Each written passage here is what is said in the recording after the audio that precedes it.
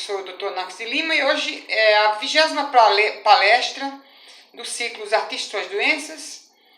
São aulas, palestras complementares. O ciclo acabou na palestra passada e nós estamos fazendo palestras complementares.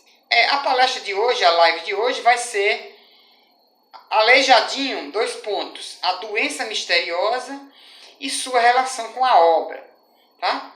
Então, assim, eu aconselho que as pessoas, assim, querem assistir realmente a live, que anotem, tá? A live tem muita coisa complexa, é uma live complexa, cheio de...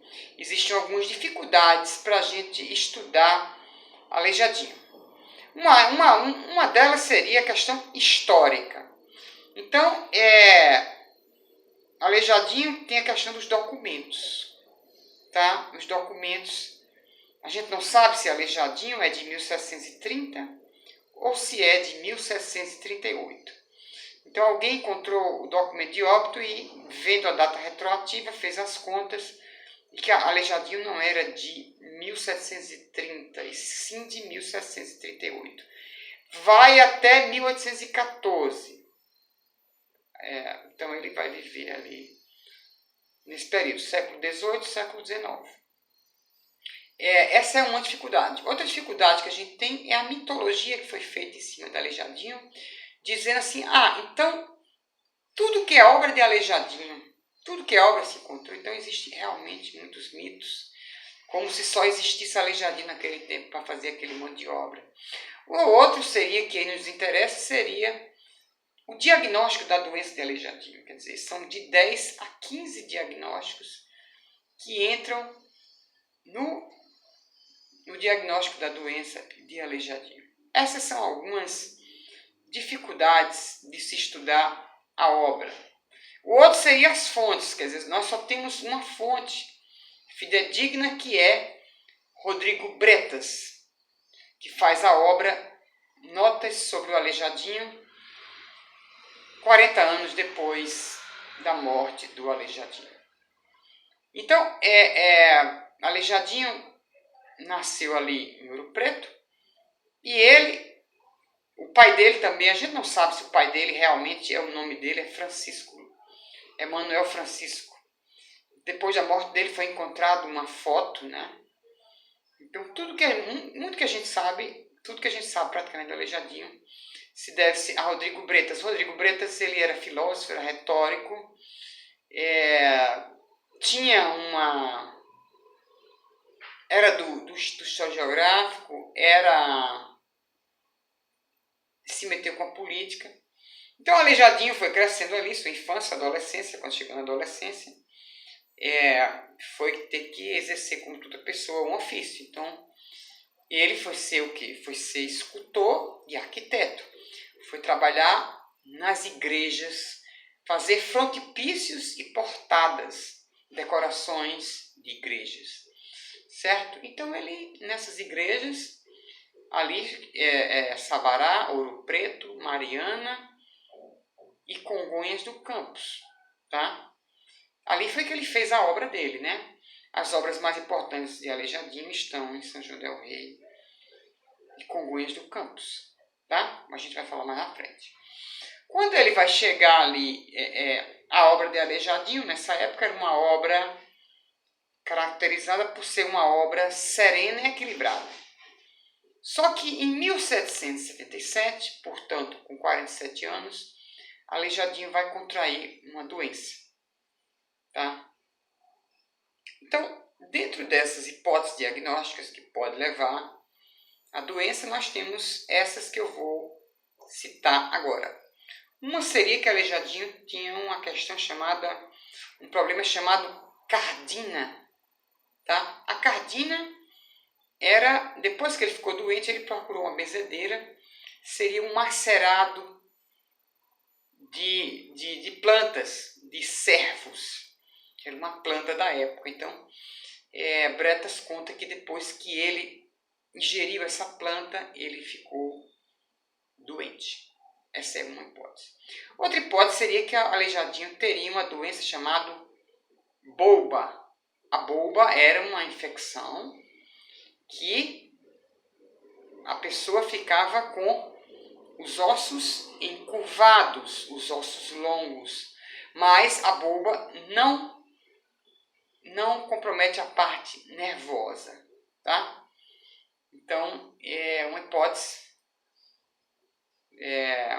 que eu afasto, como afasto a cardina. Uma outra hipótese seria que Aleijadinho tivesse a porfiria. A porfiria era uma doença que era caracterizada por... Ela dava, assim, no diagnóstico laboratorial, dá um líquido vermelho amarelado no osso, tá? Uma doença hematológica. Uma outra também que é afastada, porque a clínica não é tão parecida. Tem coisas parecidas. Uma outra coisa seria que Aleijadinho tivesse um reumatismo crônico. Sim, essa sim, porque o problema de Aleijadinho é neurológico, ortopédico e muscular. Então, o reumatismo é uma doença que tem uma evolução lenta, e ele realmente dá um reumatismo crônico, dá uma deformidade e dá paralisias também e dá menos mutilações, né? Bretas vai dizer que Aleijadinho, a doença começou devido aos excessos venéreos. Ele gostava muito de dança também, de dançar, aquelas danças daquela época. E ele teve uma doença que poderia ser, era a sífilis, provavelmente sífilis terciária, né? A primária na pele, a secundária do coração e a terciária no sistema nervoso. Então, a terciária, que é uma meningoencefalite crônica, ela cursa com deformidades, paralisias, paresias, mas não dá muita mutilação, tá? Mutilação, não. Uma outra doença seria a trombogeite obliterante, que é uma doença que inflama as artérias e causa realmente deformidade, paralisia e causa mutilação, mas está associada com o tabagismo. E nós temos também uma doença também chamada zamparina, que causa também deformidades, paralisias e tem uma morte muito rápida, quando não deixa a pessoa com deformações. Então, e a doença que, possível diagnóstico dele, que ele tinha as pálpebras inflamadas, é a hanseníase, tá? Hanseníase, sim, ela tem esses sintomas e causa mutilações.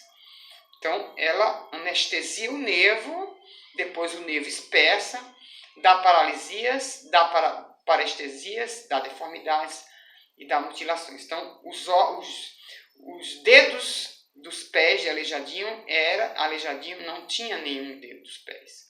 E das mãos ele só tinha os dedos polegares e os índices ficaram. Então ele pegava um formão e ele tinha um temperamento colérico e aqueles dedos ali que estava faltando, ele disse, olha, eu vou acabar com esse dedo aqui, para ficar sem nenhum. Pegava o formão e batia em cima. Então, provavelmente uma hanseníase é uma forma clínica que hoje a gente chama uma forma vichoviana, que é uma das clínicas da hanseníase é faces de leão, faces leonina. Ele tinha também isso. Nós temos também essas questões. Esses são os diagnósticos mais assim que entram. Então a gente tem no primeiro bloco, a gente tem hanseníase como sendo a hipótese.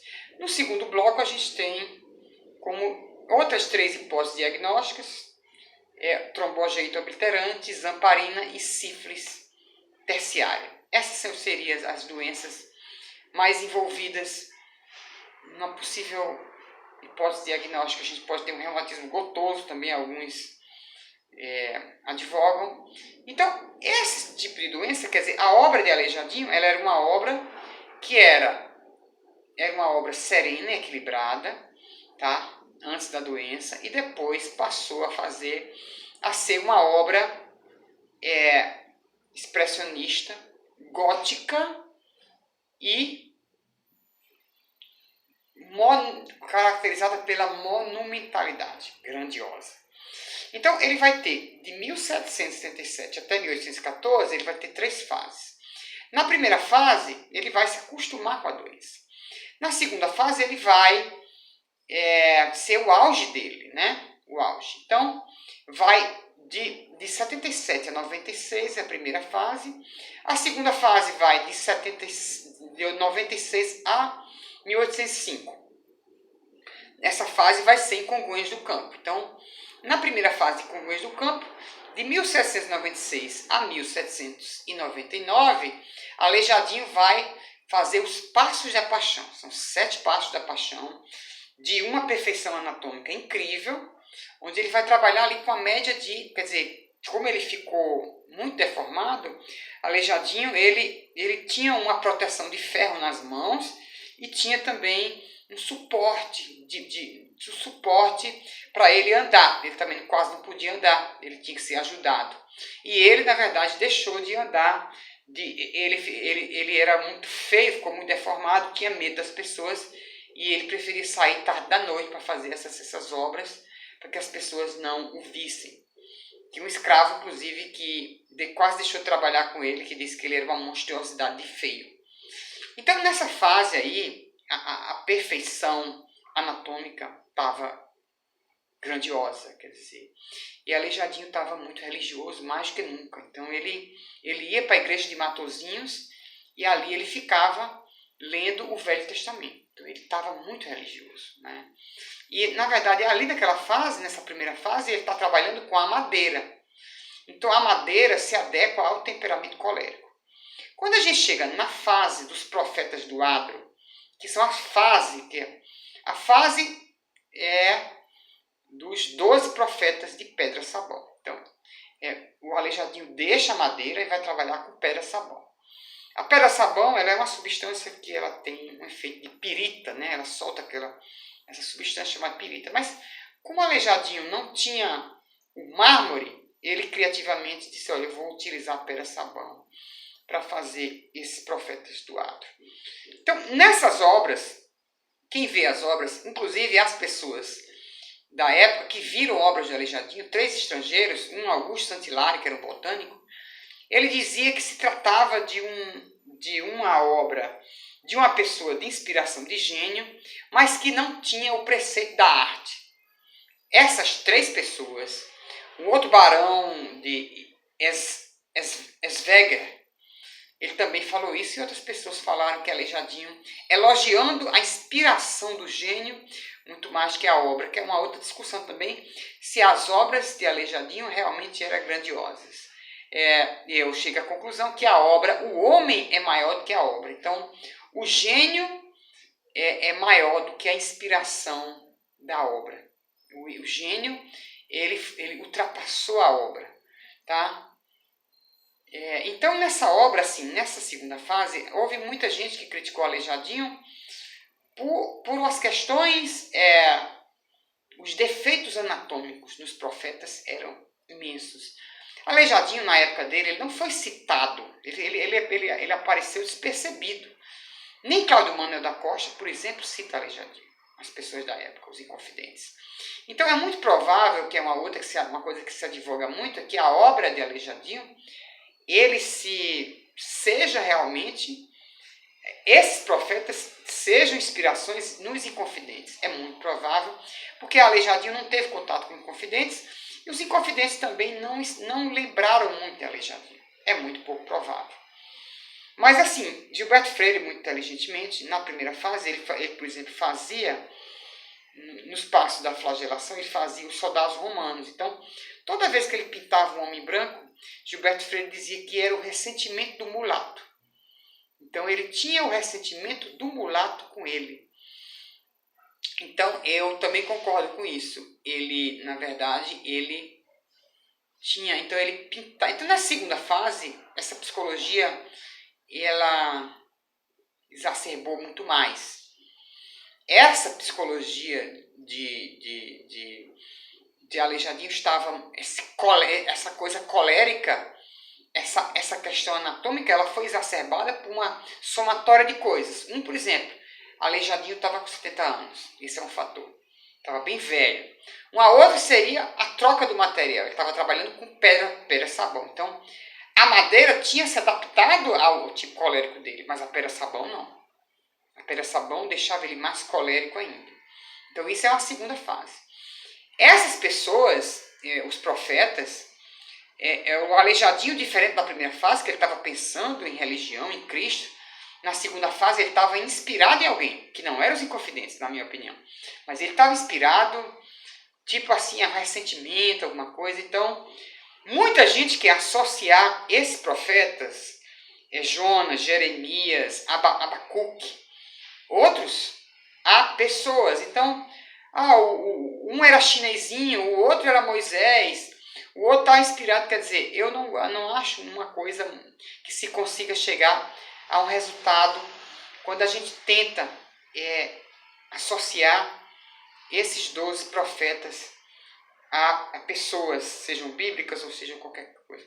Mas o certo é que Aleijadinho, nesta época, andava muito... a psicologia dele, o material, a idade, essa somatória de coisas fez com que realmente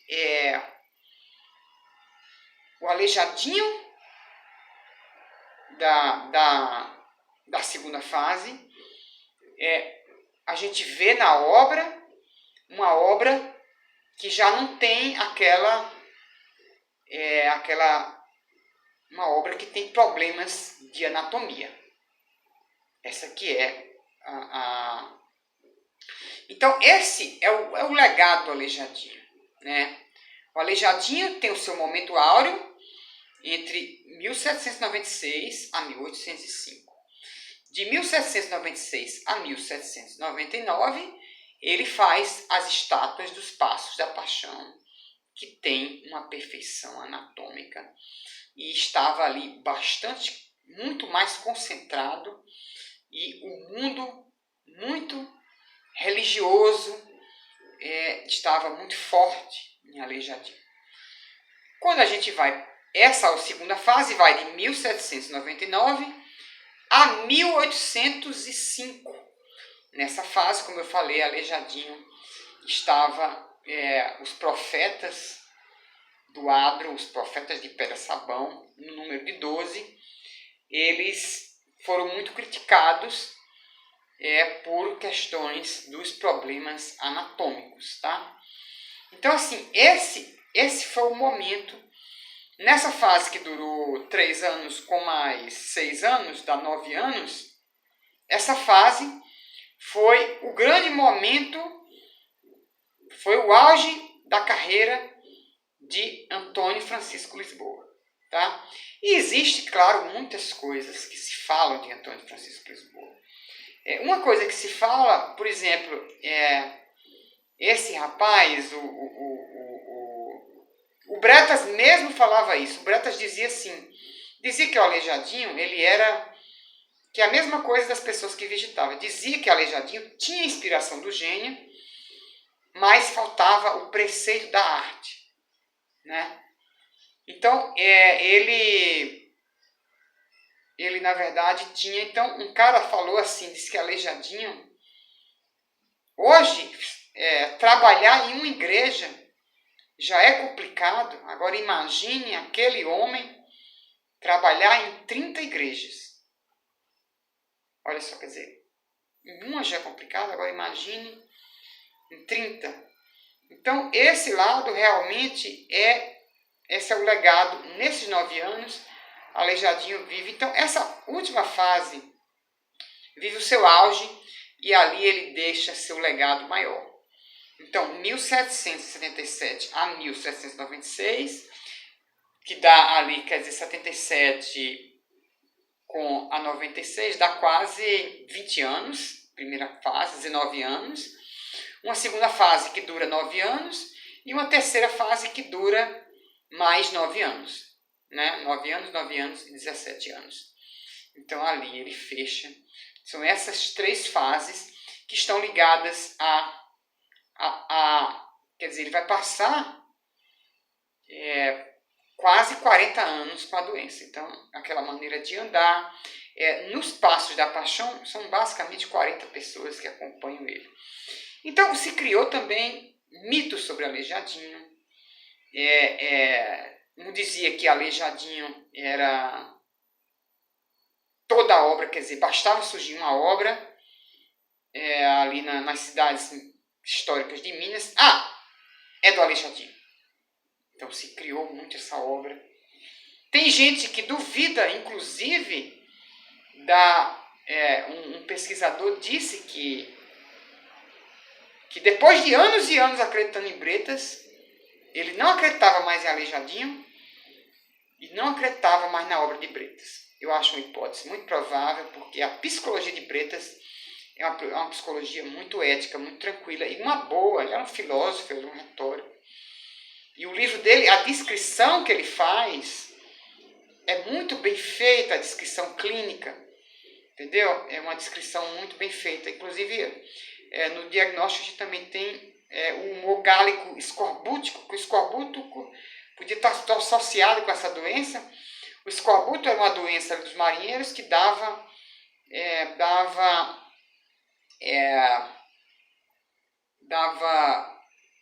sangramento nas gengivas e a carne ficava podre, que eu esqueci de falar lá no diagnóstico da doença, mas não era um diagnóstico, era tipo um diagnóstico associado. Então, isso também. E um outro cara também, ele foi lá na relação de doentes, na época que Aleijadinho, provável hanseníase, ele foi lá e não encontrou nenhum hanseniano. Mas, assim, medicina, a clínica fala mais alto, né? A clínica fala mais alto. Então, clínica de hanseníase, como tem doenças também, pode estar parecido. E a clínica é muito, muito a favor de hanseníase. Então, é isso, né? Quer dizer, é uma história... se criou essas imagens, tem a questão de documentos, tem a questão também se Aleijadinho trabalhava em determinadas igrejas ou não. O Lúcio Costa fez um estudo da obra também sobre o olhar do arquiteto, né? Do arquiteto. Então a gente vê em Aleijadinho isso. A gente vê que, na verdade, o homem ultrapassou a obra, né? O homem parece muito com Gonçalves Dias. O homem é maior que a obra, né? O homem grandiloquente, não que sua obra não tivesse valor, mas assim, Aleijadinho, esse apelido que a gente coloca em Aleijadinho, que refere meiguice e doçura, mas na verdade Aleijadinho não era nem pequeno, nem fraco. Ele era um homem de uma força muito absurda, muito forte. Então é isso, pessoal. Muito obrigado. Até a próxima live. O nome dessa live foi Aleijadinho, a doença misteriosa e sua relação com a obra. Meu nome é Dr. Anax de Lima.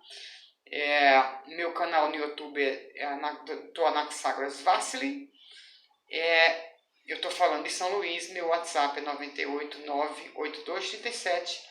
98982372574. A próxima live, das lives complementares do ciclo, nós vamos falar sobre a loucura das multidões. Antônio Conselheiro, 2 pontos. A loucura das multidões para o mês de setembro. Muito obrigado quem assiste minhas lives e se puder comentar e se puder assistir anotando, eu acho mais interessante para gerar umas dúvidas.